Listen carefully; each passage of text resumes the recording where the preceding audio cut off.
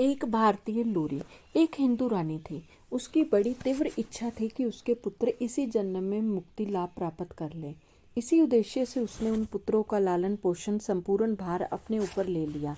वह उनको सुलाने के समय झुलाते झुलाते उनके समीप यही गाना गाती थी कि ततम मसी ततव मसी। उनके 3 पुत्र सन्यासी हो गए, किंतु चतुर्थ पुत्र का उसे राजा बनाने के उद्देश्य से अन्यत्र पालन पोषण हुआ था। विदा लेते समय माँ ने उसे कागज का एक टुकड़ा देकर कहा, बड़े होने पर पढ़ना। इसमें क्या लिखा है? उस कागज के टुकड़े में लिखा था, ब्रह्म सत्य है और सब मिथ्या है। आत्मा ना कभी मरती है ना मारती है। निसंग बनो अथवा सत्संग करो। बड़ा होने पर जब राजपुत्र ने इसे पढ़ा तो वह भी उसी समय संसार त्याग कर सन्यासी हो गया। 2 पक्षियों की कहानी।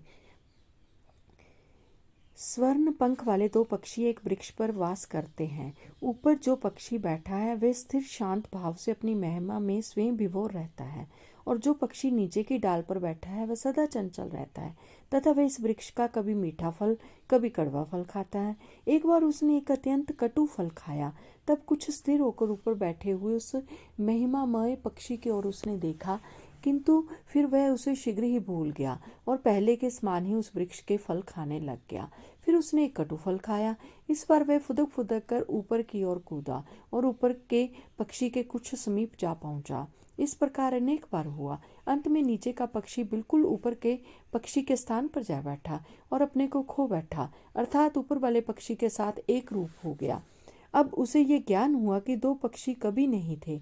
वह स्वयं सर्वदा शांत स्थिर भाव में स्वयं स्व महिमा में मग्न ऊपर वाला पक्षी ही था। कृतज्ञ बनो।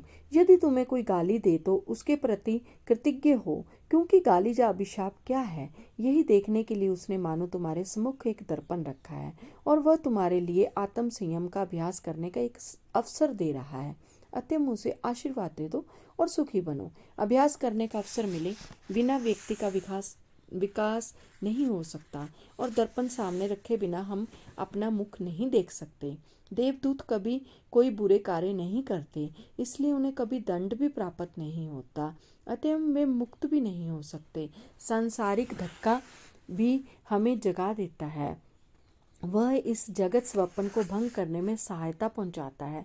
इस प्रकार के लगातार आघात ही इस जगत की असंपूर्णता के परिचायक है। वह इस संसार से छुटकारा पाने की अर्थात मुक्ति लाभ करने की हमारी आकांक्षा को जागृत करते हैं। निर्जनता से समाज की ओर ज्ञान प्रवाह। स्वामी जी कहते हैं, श्री शंकर जी अद्वैतवाद को जंगलों और पहाड़ों में रखे गए हैं। मैं अब उसे वहाँ से लाकर संसार और समाज में प्रसारित करने के लिए आया हूँ। घर घर में, घाट मैदान में, जंगल पहाड़ों में अद्वैतवाद का गंभीर नाद उठाना होगा। तब तुम लोग मेरे सहायक बनकर काम में लग जाओ। शिष्य महाराज, ध्यान की सहायता से उस भाव का अनुभव करने में मानो मुझे अच्छा लगता है, इसे कर्म में अभिव्यक्त करने की इच्छा नहीं होती। स्वामी जी, ये तो नशा करके बेहोश पड़े रहने की तरह हुआ। केवल ऐसे रहकर क्या होगा? अद्वैतवाद की प्रेरणा से कभी तांडव नृत्य कर तो कभी स्थिर होकर रह। अच्छी चीज पाने पर क्या उसे अकेले खाकर ही सुख होता है? 10 आदमियों को देकर खाना चाहिए।